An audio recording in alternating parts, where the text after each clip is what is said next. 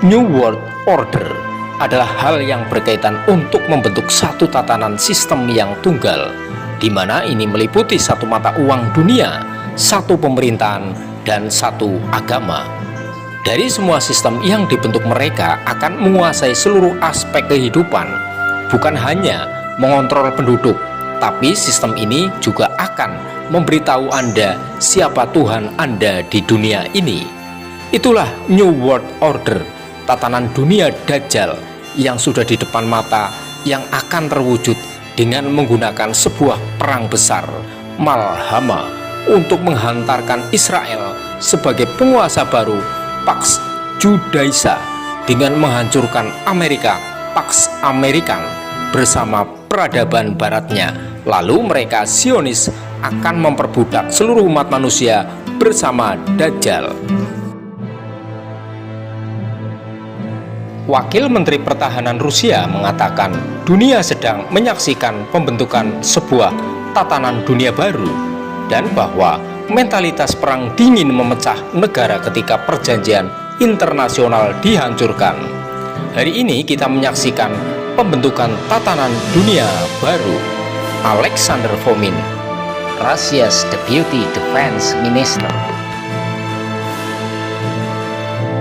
Siapa sebenarnya dalang atau arsitek Zionisme?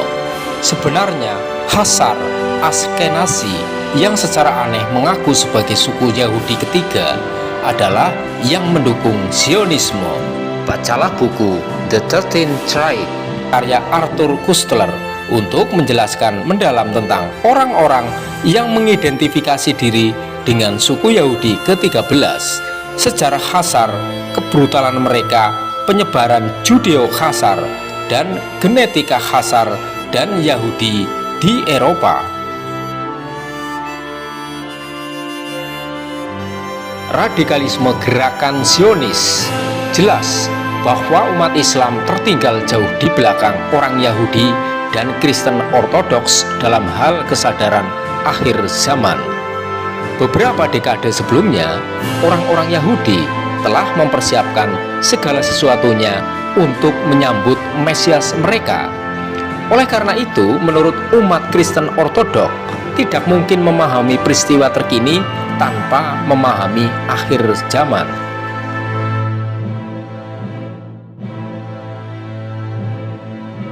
Sementara itu, media mainstream atau toksik telah menidurkan umat Islam Indonesia yang merupakan penduduk muslim terbesar di dunia. Sebagian besar dari kita tidak menyadari bahwa kerusuhan baru-baru ini merupakan bagian dari upaya orang-orang Yahudi untuk mengantarkan Mesias mereka. Sebaliknya, tidak semua orang Yahudi memeluk Zionisme, dan pada kenyataannya banyak yang tidak. Selain itu, tidak semua orang Yahudi mempraktikkan Yudaisme.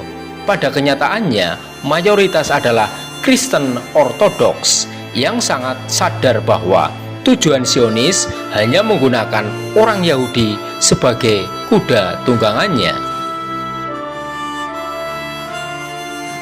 Kami mengamati kecenderungan negara-negara untuk terlibat dalam perang dingin baru, dengan negara-negara terbagi menjadi kami dan mereka, dengan mereka secara kategoris ditetapkan sebagai musuh dalam teks ideologis.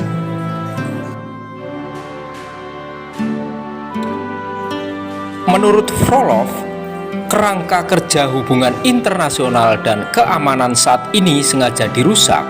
Menurut Frolov, penciptaan tatanan dunia baru telah dipercepat dengan pengembangan persenjataan baru dan upaya banyak negara untuk memperluas cakupan pertempuran. Intinya, jenis senjata baru muncul yang secara mendasar mengubah keseimbangan kekuatan di dunia modern, dan pertempuran meluas ke domain baru seperti dunia maya dan luar angkasa. Tentu saja, ini menghasilkan modifikasi pada dasar dan praktik peperangan, tambah dia.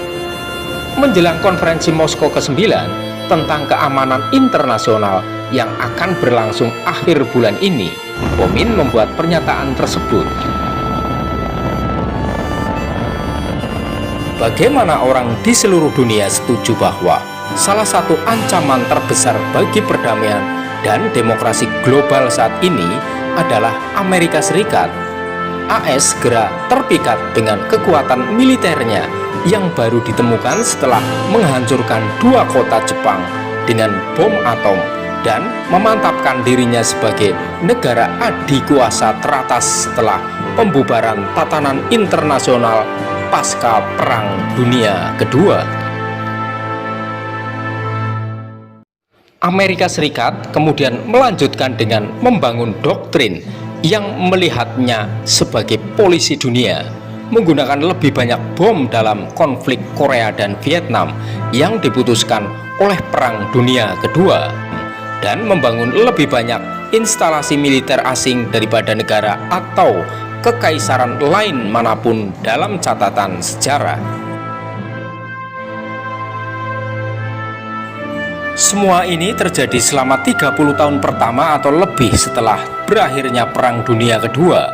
Amerika Serikat adalah satu-satunya pusat kekuatan militer dan ekonomi di dunia pada pergantian abad ke-21.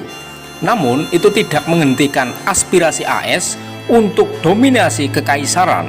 Setelah serangan teroris 11 September 2001, perang global melawan terorisme diumumkan, dengan AS muncul sebagai ancaman terbesar bagi perdamaian dunia pada tahun 2013.